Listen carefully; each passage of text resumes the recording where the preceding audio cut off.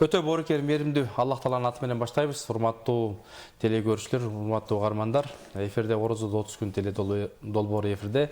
Сиздердин кызматыңыздарда Темирлан Акматов. Бүгүн сиздер менен биз Кудай буйруса ушул фитр садака жөнүндө сөз кылабыз, садакалар жөнүндө сөз кылабыз. Орозоңуздар кабыл болсун, биздин каналда кала бериңиздер.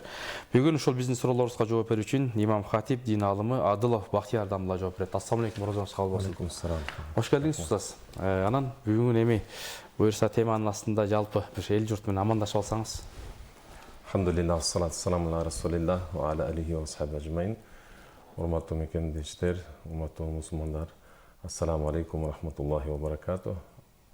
Айык Рамазан менен куттуктайбыз. Аллах Таала ушул айды ар бирибиз үчүн берекелүү кылсын. Аллах Таала бардыгыбызга ушул айда көп сооп амалдарды кылганга, берешен болуп, көп адамдарга жардам бергенге, кайрымдуулук кылганга Аллах Таала өзү жардам берген болсун. Аллах Таала бардыгыбызды хидаят жолундан адаштырбай, бардыгыбызды жашообуздун аягына чейин иман менен, амал, сооп иштер менен өткөнгө насип кылсын. Устаз, орозоңуз кабыл болсун. Рахмат. Биринчиден ушул келип, эл журтубузга ушу илимдин зекетин берейин деп атасыз. Жалпы бүтүндөй дүйнөгө Кудайга шүгүр, Алла ыраазы болсун. Эми темага токтолуп бериңиз. Садака деген эмне? Кимдер берет, кимдер бере албайт, кимдер алат? Садака өзү араб тилинде садака деген сөз ошол кайрымдуулук деген маанини билдирет. Биз түшүнгөндөй пайгамбар саллаллаху алейхи вассалам хадисинде ас-садакату бурхан деген, садака бул далил деген. Далил эмнеге далил? Ошол жүрөктө иман бар экендигине далил. Ошол адам Аллах Таалага ишенет, ахиретке ишенет, ахиретте Аллах Тааладан сооп табам, ошол бергеним Аллахтан кайтат деген үмүт менен адам баласы садака берет экен. Садака болсо бул адам өз ыктыяры менен берет, качан кааласа, канча кааласа берет экен. Зекет болсо бул фарз, ислам динибиздин 5 фарздардан бири, ислам динибиздин бир түркүгү. Анын өзүнүн эрежелери бар. Ошол нисапка жеткен акчасы болсо бир жылда бир жолу берилет. Ошол өзүнүн төлөй турган, бере турган өлчөмү бар. 40-1%, 40-1, 2,5% ошондой зекеттен өзүнүн эрежелери бар да. Зекет бериле турган өзүнүн масарифу закат дейлет. Ошол бериле турган адамдар болот. Ошол атайын Куранда айтылгандай, ошол кишилерге берилиш керек. Садака болсо, кимге ниет кылып койгон болсоңуз, ошолорго берсе болот иншалла. Алла ыраазы болсун. Аллага кабылсын. Урматтуу телекөрүүчүлөр, Кудай Таала садакаларды, зекеттерди кабыл кылсын. Жылдан жылга момун мусулмандар көбөйүп берип, анан мамлекетке да пайда болуп атпайбы, социалдык маселелер чечилип атат. Анда ушул даярданып келген мынакей бир топ немеңиз бар экен, айтып бериңиз да мына. Элге бир пайда болсун. Биринчиден эскертип өтөйүн дегенибиз, Аллах Таала биздин динибизде 5 нерсени фарз кылган, ислам динибизде 5 түркүгү бар. Биринчиси күбөлүк келмесе, ла илаха иллаллах Мухаммад расулуллах деп биз мусулман болобуз, анан мусулман экендигибизди тастыктайбыз. Анан 5 маал намаз ар бир мусулман эркек аялга фарз. Анан Рамазан айында, ушул айда орозо тутуу бул ар бир мусулманга жүктөлгөн милдет. Анан колунда бар мусулмандар жылында бир жолу зекет төлөйт. Анан мүмкүнчүлүгү жеткендер өмүрдө бир жолу ажылыкка барат. Ошол 5 фарзыбыз бар. Эми бул 5 фарзды Аллах Таала бизге сыноо берген. Бир тараптан болсо, Аллах Тааланын кандайдыр бир рахматы деп түшүнүшүбүз керек. Аллах Таала бизге сооп тапканга ар кандай жолдорду берген да. Мисалы үчүн кээ бир адамдар намаз окуганга даяр, бирок орозо десең, орозодо кыйналам, анан эмне кылам, кыйналып, андан көрө намазды көбүрөөк окуп алсам деп намазга даяр экен, орозо кармаганга ал барбайт да, көңүл барбайт, же болбосо нафси бербейби. Кээ бирлер болсо садака бергенге даяр, бирок намаз окугусу келбейт, өзүнүн Рамазан айында мисалы үчүн тамактан, башка нерседен тыйып эметкиси келбейт, токтоткусу келбейт. Ошондуктан садака бергенге даяр экен, намаз окубайт, зекет төлөбөйт, ошондой экен да, орозо кармабайт. Аллах Таала болсо бизди сынап ошо ар кандай буйруктарды берген. Биз намазыбызды да окушубуз керек, орозону да кармашыбыз керек. Анан зекет ошол мал дүнүйөбүз менен, байлык менен да сооп иштерди кылышыбыз керек да. Бул бир тараптан Аллах Тааланын бир буйругу, бизди сынап көргөн жери. Экинчи тараптан Аллах Тааланын бизге берген чоң бир Аллах Тааланын рахматы экен.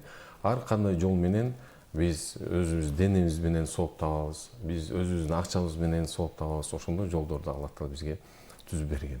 Анан садаканын көп фазилеттери бар.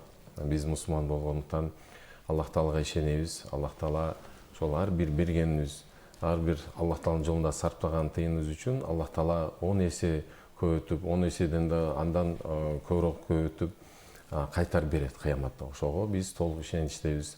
Анан садаканын фазилеттеринен балени кайтарат.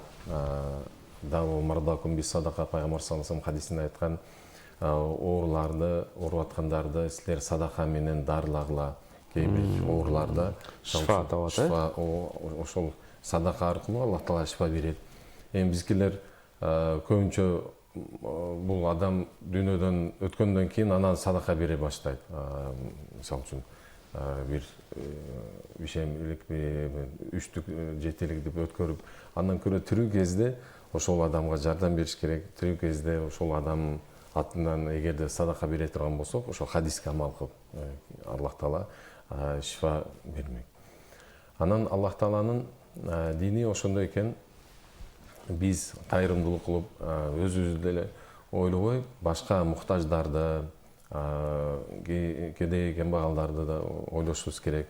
Ошондуктан карай турган болсок, биз курмандык чалганда 1/3 бөлүгүн садака кылып муктаждарга таратып, аларга жардам беребиз. Орозо айында фитр садака берилет. Бул да муктаждарга жардам болсун, алардын да дасторконунда ошол айт дасторконунда бир жей турган тамак ашы болсун. Устаз, сөзүң созуңузда, ошол Орус айында фитр садака чыкпады муфтияттан. Ошол кээ бирөөлөр жанагы эң жогорку мейис немеси менен берет экен да, мейис курма. Бу да пайдалуубу? О адам баласы өзүнүн абалга жараша берет. Ошол кээ бирлер эң арзан, эң азын арпаны немесин алып алат. Азыркы быйыл 50 сом. Ошону алып алат. Бирок тепкен, минген машинеси болсо кымбат машина. Акчасы көп. Зекет фитр садака төлөгөндө эң арзанын алып алат. Жакшы нерсе. Анда эмес, мусулман киши көбүрөөк сооп тапканга аракет кылыш керек да. Мисалы үчүн эгерде акчасы болсо, эгер бай болсо, ошого жараша берген фитр садакасы да башка немелерден эсептелген мейизби, курмабы ошо менен эсептелген баада бериш керек да, ошонун акчаны. Көбүрөөк сооп табам деген максат болуш керек да, ниет. Жакшы, анан дагы устаз мындай маселе бар. Кээ бир адамдар мисалы садакадагы фитр дагы бербейт, зекет да чыгарбайт. Мен десе мен өзүм байыгам, силер эмнени айтып атасыңар депчи. Анан өткөндө бир жеке ишкер бир жигит айтат, сүйлөшүп бир медреседе отуруп калсак, мен Аллага тобокел кылып, Кудайга жалым жалбарып, тахажжуд намазын окуп, $500,000 салдым дейт. Эгер банкрот болсом дагы Кудайга шүгүр дедим дейт. Эгер болсо дагы Кудайга шүгүр деп айттым дейт. Анан ошол баягы Аллах Таала жардам берип, ошол 5 эсе болуп чыкты дейт. Анан ошол зекеттерин берип жүрүптүр да медреселергечи. Демек, баягы берип бай турган учурга келдик окшойбуз. Фитр садака, зекет деле ошол да берсең, Кудай Таала дагы берет деген сөз. Жоксо мал жаныңды адалдайсың, туурабы? Ооба. Зекет деген сөздүн мааниси, ошол маанисинин ичинде ошол маани бар да. Бир мааниси тазалануу деген. Ошол биздин акчабызга кедейлердин, алардын муктаждардын акысы кирип калган да. Кандай кирип калган дейсиз? Аллах Таала беришен зат тиги адамга сиз аркылуу рызкыны жеткирет да. Сиздин тапкан акчаңызга берекесин берип, көбөйтүп, анан сиз аркылуу ошолорго Аллах Таала жеткирет. Биз болсок сарандык кылып бергим келбейт, же өзүм менетим менен, өз акылым менен таптым деп бергибиз келбейт да кээ бирлерди. Биз болсок Аллах Таала мен аркылуу ошого жеткирип атат, мен ошого себепчи болуп атам, мага Аллах Таала сооп жазат деп ошону ниет кылып беришибиз керек да. Кудай берип атат да. Берип атат. Устаз ушинтип бербей жүрүп өтүп кетсе, каза болсо, өлсө кандай болот? Эми зекет төлөбөгөн чоң үлкөн күнөөлөрдөн бирин кылган болот деп эсептелет. Мисалы үчүн биз азыр бирөө адам өлтүрдү, же урдук кылды, же ишти ошо зына кылды десе, биз кандай жаман көрөбүз, жаман кылыптыр, оор күнөө кылыптыр деп. Эгер зекет төлөбөй жүргөн болсо, анча оор көрүнбөйт да. А негизи болсо, бул да ошонун катарына эсептелет да. Ошо оор күнөөлөрдөн бул эсептелет. Эми мураскорлор анын атынан бергенге аракет кылса болот. Бирок ар бир адам өзү тирүү кезде өзүнүн берген жакшыраак аткарыш керек да. Мусулман киши ошол ислам дининин 5 фарзы бар, 5 түркү бар. Ошону ар бирине амал кылганга аракет кылыш керек да. Даже акчасы жок болсо да, Кудай Аллахым жеткиргин, мени ошол деңгээлге мени бай кылгын, мен зекет төлөй турган байлардан болоюн деген ниет кылыш керек да. Аллах Тааладан сураш керек. Ошол 5 фарзга толук амал кылам деген ниет болуш керек. Жакшы устаз, анан ошол нерсени жана зекет алуучулар, же болбосо садака алуучулар кимдер ала алат? Биринчиден мискин, факир деп Куранда айтылат. Ошол эчтекеси жок, такыр эчтекеси жок мусулмандар. Эми биринчи орунда мусулмандар каралат, себеп зекет бул мусулмандардын акысы. Аллах Таала Куранда айтат, алардын байлыгынан ошол зекеттерди ал, ошол кедейлерге, кембагалдарга бериле турган болсун деп. Мусулмандардан алынат, мусулмандарга берилет. Анан факир, мискин деген сөз бар, ошол Куранын аятында келет. Кээ бирлер айтат, эчтекеси жок, бул факир, кээ бирлер айтат, бир аз акчасы немеси бар, ошол факир, мискин, экөө окшош эле мааниде, бирок бирин, мисалы үчүн кээ бир адамдар бар, айлыгы бар, кандай болсо да унасы бар, үйү бар, бирок анча немеси жок, чогулган акчасы жок, тапкан акчасы немеге, ошо каражаттарга немелерге кете берет, акчасы чогулбайт. Ошого да эгер муктаж болсо, мусулман болсо берсе болот да. Эми биринчи орунда биз мусулмандарга жардам бергенге аракет кылышыбыз керек да. Мусулмандардын акысы болгондон кийин мусулмандарга берилет. Садака болсо, садака мусулман эместерге да берсе болот. Эгерде ошол жакындардан болсо, тааныштардан, конушулардан болсо берсе болот да. Зекетти мусулмандарга бериш керек. Устаз, анан ошол сиздин жамаатыңызда ошол фитр садака, зекет алып, жетимдер, мискиндер, факырлар дейли, мында байы бутка тургандар барбы? Жамааттан, сиздер себепкер болуп, мындай сиз көрүп, байкап жүргөндөрдөн барбы? Ошолор бутка туруп, кайра алып өздөрү мындай жардам бергендер башкаларга? Бул бир жылда болуп кетпейт экен, бир 4-5 жыл аракет кылып жүргөндөр болот, болот да, мындай эле. Эми зекет, садака бергенде да адамдар мындай эле чоң суммада акча бербейт да, аз-аздан берип. Бирок ошондой жардам берип бар кишилер бар. Мисалы, арабтар, түрктөр да ушундай кылат го, устаз, мындай уй алып берип, сау ичсин деп, анан кой алып берип, бутуна туруп алсын деп, ушундай программалар бар го. Жана үйлөр салып берип дегендей. Бул дагы жакшы иштерденби? Ооба, бул да кайрымдуулукка кирет, садакаларда болуп эсептелет. Бирок биз зекет эмес да, зекеттин жолу башка. Ушундай кылса болот, ошо адамдарга жардам берип, жол көрсөтүп, кээ бирлер эми жамандабайбыз мусулмандарды, ошондой нерселерге үйрөнүп калгандар бар да. Өзү бир аракет кылбайт, бир жумуш кылбайт, берилет, анан эмени күтүп отурат да, качан оруза ай башталат экен, же качан бирөө зекет садакасын берет экен деп. Бирок биздин динибиз эмгекке чакырат ар бир адам, башкаларга өзүнүн кажетин, өзүнүн эмесин билдирбей, өзү аракет кылып, сурабай, кудайчылык кылбай, ошо өзүнүн муктаждыктын өзүн тапканга аракет кылыш керек да. Ошол динибиз ошого чакырат. Устаз, өткөн бир жума намазга барсам, бир мечитке барсам, 2 катар. Ошол аркы жолдон баштап мечиттин оозуна чейин 2 катар баягы кайыр сурап атат да. Эми дени сагы деле бар, анан оорукчандары бар, ар кандай да. Анан сиз айткандай ошол кээде мындай чындап эле баягы иштешпейт да, аракет кылбайт. Ушулар Кесип кандай? алганда Кесип сыяктуу.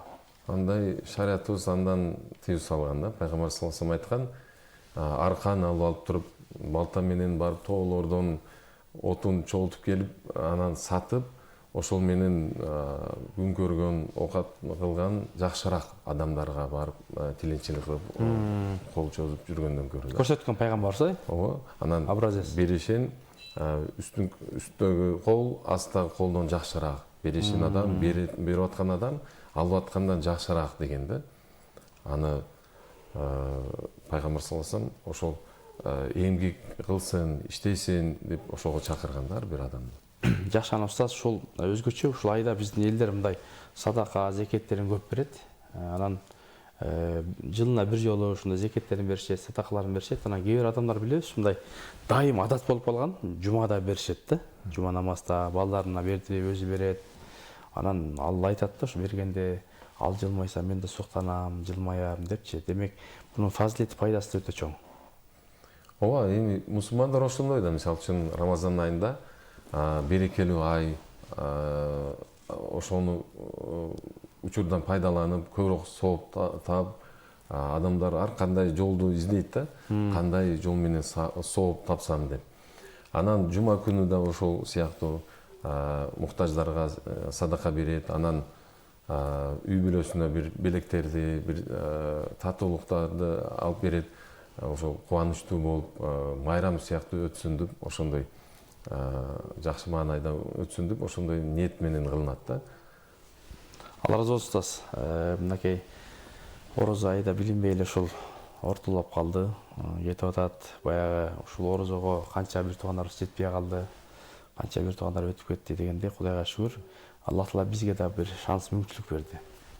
Эми орозодо дуалар, баталар, тилектер кабыл болот дейт. Жалпы мусулмандарга бир жакшы, бир керемет дуа, бата кылып бериңиз. Амин. Алхамдулиллахи ва салату вассаламу аля расулиллахи ва аля алихи ва асхабихи ажмаин. Аллахумма хдина. Аллахым бардыгыбызга хидаят бергин. Вахди бина. Биз аркылуу бизди башкаларга хидаятка туранга себепчи кылгын. Аллахумма хдина вахди бина ва джална сабабан лиман ихтада. Хидаятка туруп аларды туура жолду, туура багытты басканга бизди себепчи кылгын. Ар бир Кыргызстандын жаранына Аллахым иманда, динде бекен кылып, Аллахым ар бирине товфик инсаф бергин. Ар бирибизди, өлкөбүздү түрдүү жамандыктардан, кырсыктардан, апаттардан өзүң сактай көр. Кылып аткан амалдарыбызды, сооп иштерибизди өзүң кабыл кыла көр. Аллахым дүйнө ахиретибизди өзүң абад кылып, бардыгыбызды бактылуу бенделердин катарына кыла көр. Ассалату вассаламу аля Мухаммад ва аля алихи ва сахбихи ажмаин. Урматтуу телекөрүүчүлөр, урматтуу момунсулмандар, Адылов Бактияр Дамылов атайын ошол Токмоктон келип, илимдин зекетин берип кетти. Мына Кудай буйрса, Кудай Таала бардыгыбызды, бардыгыңыздарды садака, зекет бериштерден кылсын. Кудай Таала ошол Кыргызстанды башка өлкөгө жардам бере турган күчтүү, бакубат, ыймандуу өлкө кылсын. Эл башкаргандарга адилеттүү, акыйкат чечимдерди насип кылсын. Кудай Таала сизди, бизди экинөө да шерменде кылбасын. Кудай Таала үйүндө ооруканада ооруп жаткан ден соолук шифа берсин. Кудай Таала туткан орозоңуздарды кабыл кылсын. Кийинки орозолорго чейин баарыбызды аман эсен жеткизсин. Ассаламу алейкум рахматуллахи ва баракатуh.